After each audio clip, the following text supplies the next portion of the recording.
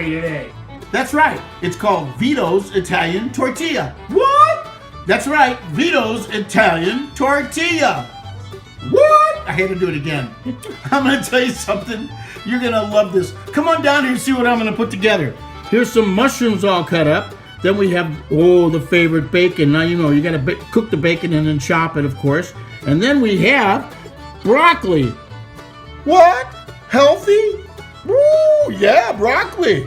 Now, we have yellow bell peppers. And then we have some salsiccia that I made into little bitty balls. I cooked them first, of course. And then we have the pepperoni. And then over here, we have sauce.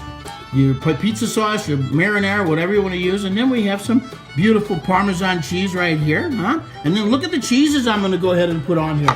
That's right. We got provolone, we have a white cheddar, we have regular sharp cheddar, and then we have a mozzarella. And then over here, we have another cheddar. We're going to do 6 of these today. That's right, 6 of them. And look at this right here. We're going to use these tortillas. Look at these tortillas.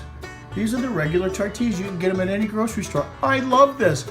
And look how thin they are. These things are so thin. You know what? When I lose weight, you know what? I'm going to look like this. In fact, I'm trying to get back to my original weight, 7 pounds, 6 ounces. Look at that. Look how gorgeous that is.